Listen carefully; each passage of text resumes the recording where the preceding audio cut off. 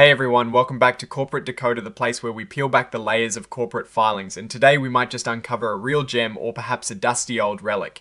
Who knows, let's dive into Score's Holding Company Incorporated's year-end report and see what the numbers are telling us. So this is their annual report for the year that ended in December 2023, and it is essentially a yearly checkup for the company looking at its financial health, its operations, and any major events that happened. Now, Score's Holding Company Incorporated is in the business of licensing its brand names, specifically the Score's trademarks to gentlemen's clubs. This means they make money by letting other businesses use their name and logo, but it is not all glitz and glamour for the company itself. They currently have no employees and rely on outside services for things like accounting and legal work, which is a pretty interesting setup. Let's jump into the financials because that is where the real story usually lies. And right off the bat, we see the independent auditors RBSM LLP have given their opinion. Now this section here is a bit of a red flag. The auditors are saying that based on the company's financial situation, there is substantial doubt about its ability to continue as a going concern. This means they are not entirely sure if the company will be around for the next year without some serious financial help. Let's look at their balance sheet, specifically the numbers for the 31st of December 2023 and 2022 on the asset side. Their cash and cash equivalents went from about $7,600 in 2022 to over $46,000 in 2023. That is a significant jump in liquidity, which is good to see. Their trade receivables also saw a big increase from about $12,500 in 2022 to $63,000 in 2023. This means more money is owed to them by their licensees. Now for liabilities, their total liabilities were about $711,000 in 2022 and went up to around $729,000 in 2023. This doesn't show a huge change, but considering their financial situation, it is something to keep an eye on. And then we have the stockholders deficit, which is a fancy way of saying they have more liabilities than assets. This number improved slightly from a deficit of about $653,000 in 2022 to around $619,000 in 2023.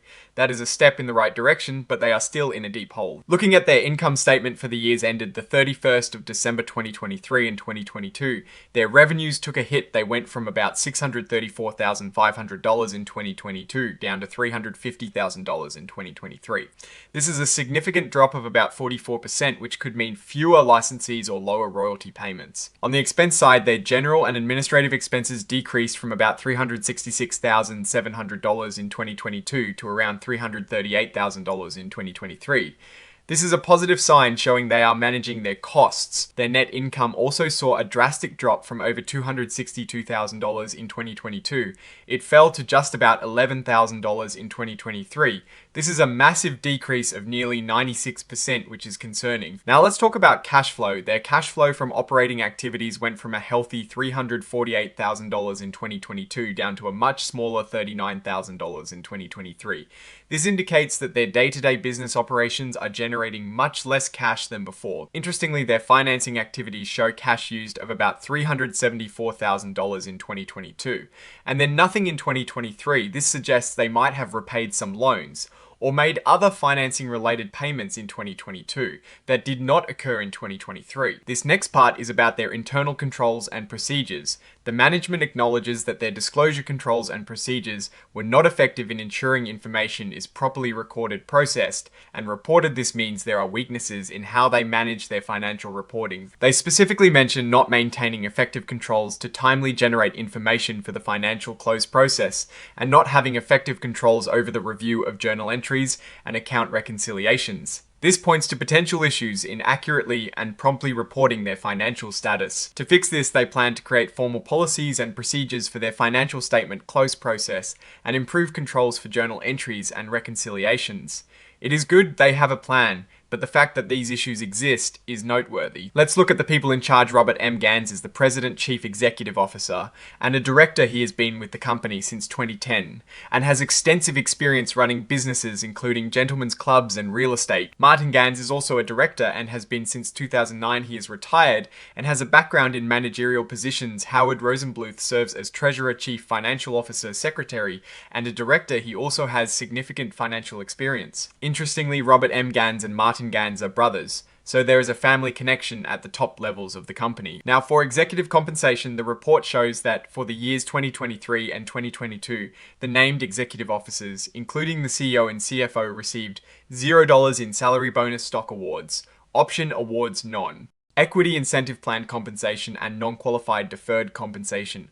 Earnings, this is quite unusual and likely indicates that compensation is structured differently, perhaps through management service agreements. The company pays Metropolitan Lumber Hardware and Building Supplies Incorporated a fee for management and other services. This agreement is with a company owned by Robert M. Gans.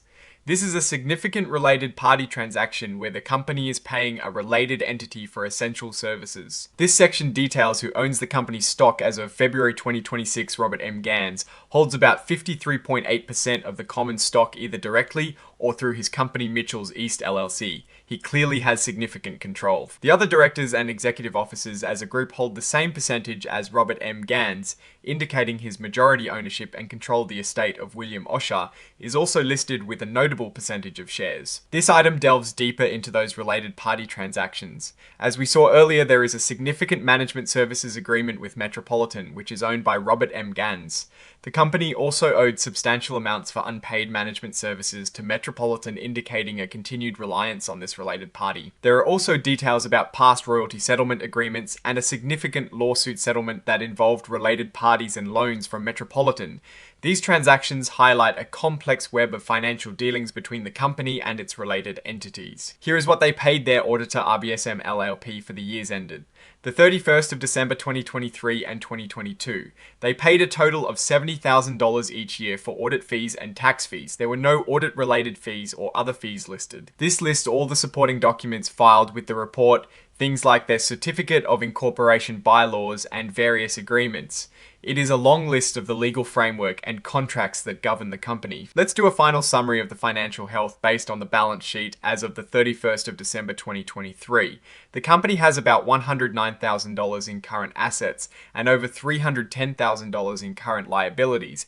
This shows a working capital deficit of over $201,000, meaning they likely struggle to meet their short-term obligations. They also have significant contract liabilities of over $418,000, which are essentially amounts billed in advance of services being rendered or revenue recognized. This means they have obligations to provide services in the future. Looking at the income statement for 2023, the company reported revenues of $350,000, but had operating expenses and other expenses that resulted in a net income of just around $11,000. This is equivalent to about $0.00 per S-hair for 2023. While it is positive that there is net income, it is extremely low given the overall revenue and the fact that they have over 165 million shares outstanding. The notes to the financial statements detail that the company has a history of recurring losses and needs additional capital.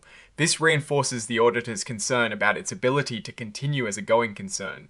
So what is our take on Scores Holding Company Incorporated? It is clear they are in a challenging financial position.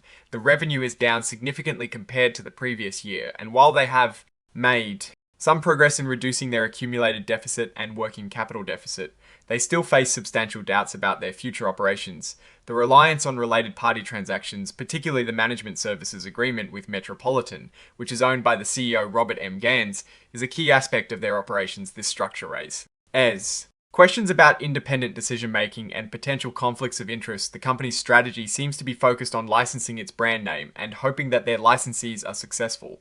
However, the fact that they have no employees and rely on external services suggests a very lean operational model, which might be a cost-saving measure, but also raises questions about their ability to actively manage and grow the brand. The significant drop in net income and operating cash flow in 2023 compared to 2022 is a major concern the auditor's going concern. Warning is the most critical takeaway here. It signifies a real risk that the company may not be able to continue its operations if additional financing is not secured, or if current operations do not improve drastically. In conclusion, Scores Holding Company Incorporated appears to be navigating a very precarious financial landscape. Its ability to survive long-term will heavily depend on securing new licensing agreements, attracting more profitable licensees, and potentially finding new sources of capital. Without relying solely on related party transactions, the low revenue numbers and the auditor's going concern opinion point to a company with significant weaknesses and considerable risks ahead. Alright, that is our deep dive into Scores Holding Company Incorporated's annual report. What do you think about their financial situation and their business model? Are they on the path to recovery or are they headed Ink for Trouble, let us know your thoughts in the comments below. If you found this analysis helpful, please give this video a thumbs up and subscribe to Corporate Decoder for more breakdowns like this. And remember to join our Discord community, linked in the description, for even more exclusive content and discussions. Thanks for watching. See you next time.